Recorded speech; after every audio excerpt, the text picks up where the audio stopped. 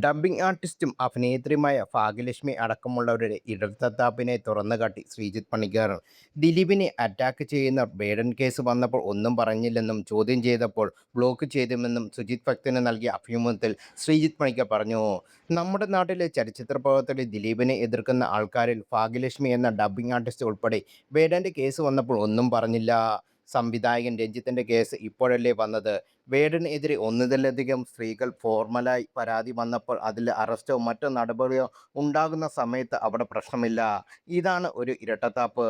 ഭാഗ്യലക്ഷ്മി ഇരിക്കുമ്പോൾ തന്നെ അവരോട് ഞാൻ ഇത് പറഞ്ഞതാണ്. നിങ്ങൾ ദിലീപിന് എതിരെ അറ്റാക്ക് ചെയ്യുന്നു. നിങ്ങൾക്ക് കൂടി സംസ്ഥാന ചലച്ചിത്ര അക്കാദമി ജൂറി അംഗമായിരുന്ന സമയത്ത് വേടന് പുരസ്കാരം കൊടുക്കുന്നു. ദിലീപിനെ കുറ്റപ്പെടുത്തി മാറ്റി നിർത്തുകയും വേടനെ സ്വീകരിക്കുകയും ചെയ്യുന്നത് എന്ത് നിലപാടാണെന്ന് ഭാഗ്യലക്ഷ്മിയോട് ഞാൻ ചോദിച്ചിട്ടുണ്ട്. അപ്പോൾ ഒരു ഭാഗത്ത് മാത്രമേ സ്ത്രീ സംരക്ഷണം ഉള്ളോ എന്ന് ചോദിക്കുന്ന സമയത്ത് അത് വേറെ ഇത് വേറെ എന്നാണ് അവരുടെ മറുപടി. അതെങ്ങനെയാണ് സംഭവിക്കുക? അപ്പോൾ ഇവർ അങ്ങ് തീരുമാനിക്കുകയാണ് അയാളാണ് ശരി ഇയാളാണ് ശരിയെന്ന്. നമ്മളാണോ എൻക്വയറി കമ്മിറ്റി? നമ്മളാണോ കോടതി?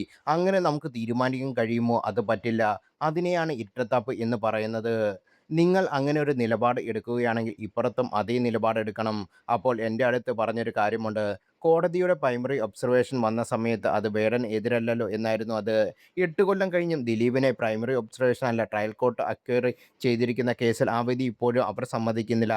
എന്നിട്ടും വിചാരണ പോലും കഴിഞ്ഞിട്ടില്ലാത്ത പ്രൈമറി സ്റ്റേജിലുള്ള കേസിൽ കോടതി പറഞ്ഞിരിക്കുന്നത് ഭേദഭാഗമാക്കി എടുക്കുന്നു. അതാണ് ഇരട്ടത്താപ്പ്. അത് പറഞ്ഞതിൻ്റെ പേരിൽ ഭാഗ്യലക്ഷ്മി ചേച്ചി എന്നെ അന്നത്തെ ദിവസം വാട്സപ്പിൽ ബ്ലോക്ക് ചെയ്തിരുന്നു.